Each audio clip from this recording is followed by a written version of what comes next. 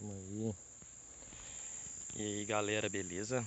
Vamos falar hoje de um assunto importantíssimo na questão de olericultura e propagação de plantas, que é a compostagem. Um assunto que eu ainda não falei com vocês, né? Só quem é do terceiro ano que já viu isso aqui na EFA. E a turma do primeiro ano inclusive me ajudou, que hoje a turma do segundo me ajudou a montar essa composteira, que já está bem abandonada, né? Que a gente parou de usar ela. Mas eu ainda coleto dela o composto. E olham que beleza, pessoal.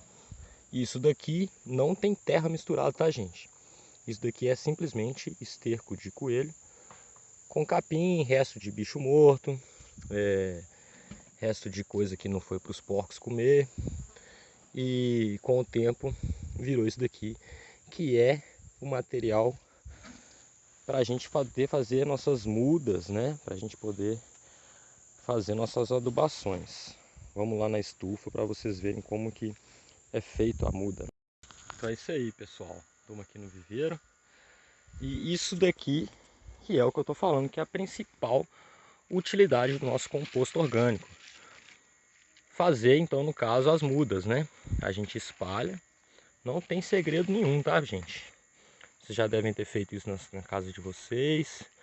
Se não fez, estão vendo agora pela primeira vez. E não tem mistério, tá? Vocês reparem que eu estou usando composto puro para fazer as mudas. Por que eu não misturo terra? Vocês podem se perguntar. Por que você não mistura terra para render, professor? Por que você está colocando composto puro? Bom, porque quando a gente mistura terra para fazer as mudas, a gente acaba virando um torrão e não tendo espaço para as raízes crescerem, as mudas acabam dando errado, tá, gente? Então por isso que quando a gente vai fazer uma bandeja de muda, a gente faz dessa maneira, tá? Nós espalhamos o composto pela bandeja, abrimos um pequeno buraco e semeamos, tá joia? Sem mistério nenhum, né, pessoal? Vamos lá para a composteira agora, para vocês verem, para eu conversar com vocês de fato mesmo, né? A questão dos nutrientes, a questão do nitrogênio, do carbono, né?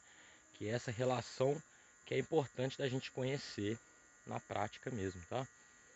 Vamos chegar lá, vou dar um pause, ó. Então estamos aqui, galera. Essa aqui é a nossa nova composteira, que é o espaço do minhocário. E o que é importante a gente saber para fazer um composto de qualidade, tá? Principalmente, a gente tem que pensar primeiro em quem que transforma essa matéria orgânica, certo? São quem? Os micro-organismos, né? Os fungos, as bactérias, actinomicetos, etc. e tal. O que eles precisam, né? Eles querem as mesmas coisas que a gente quer. A gente quer o quê? Uma dieta balanceada, a gente quer respirar, a gente quer beber água, correto? Essencialmente é isso, né? E é isso também que os micro-organismos precisam para transformar isto, né? Que é o que? A palha, o esterco, né? De coelho aí, transformar nisso. Aqui ainda está em transformação, você está vendo que aqui ainda está no processo, ainda não está pronto igual aquela que a gente viu ali na composteira antiga, né? Então vamos lá. Como que a gente vai saber, né? Se tá legal, se tá com a quantidade ideal de carbono, quantidade ideal de nitrogênio. Primeiro, onde que está a fonte de carbono, né? A fonte de carbono tá aqui, ó, capim, a palha, tá joia? Fontes de serragem, dependendo, né?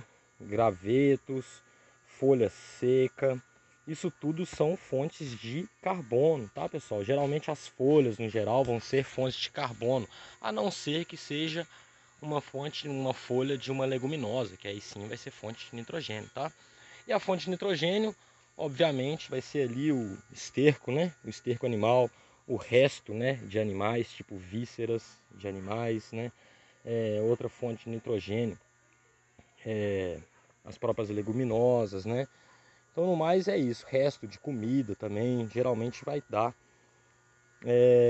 Então, essa parte de carbono e nitrogênio é aquela parte que eu comentei com vocês do que a gente precisa, né? De uma dieta balanceada, e é isso que eles precisam. Mas como que a gente vai saber se a dieta desses micro-organismos, né, que estão transformando a matéria está balanceada ou não? Bom, vamos lá.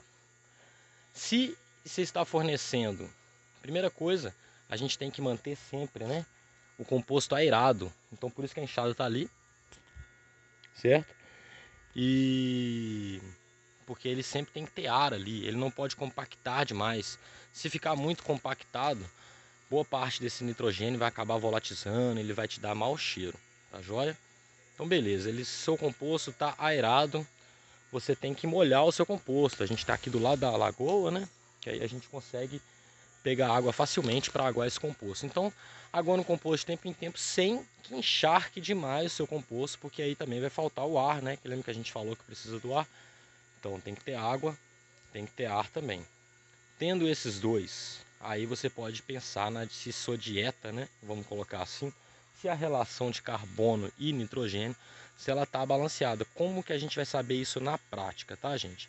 Na literatura vai estar escrito que é 30:1, 10:1, 15:1, dependendo do material, mas isso é simples a gente ver, tá, gente?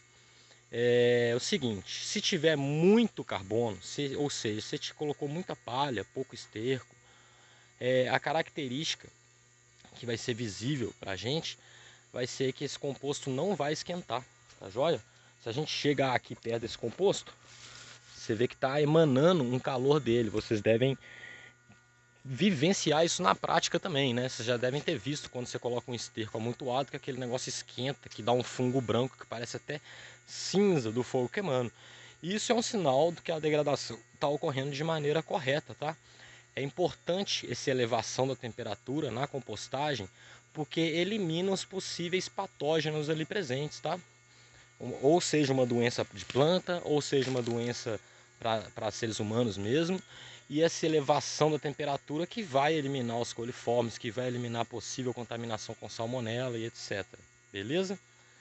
Então, se a temperatura não elevou do seu composto, quer dizer que está com muito carbono, ou seja, você tem que colocar mais fontes de nitrogênio, resto de comida, esterco, vísceras, por aí vai, tá joia? Agora, beleza, seu composto está quente, mas ele está exalando um cheiro ruim. Se você está lá, você está vendo que está dando mau cheiro. O que é esse mau cheiro? Esse mau cheiro, gente, é nitrogênio indo embora, é nitrogênio sendo volatilizado, ou seja, você está perdendo nutrientes.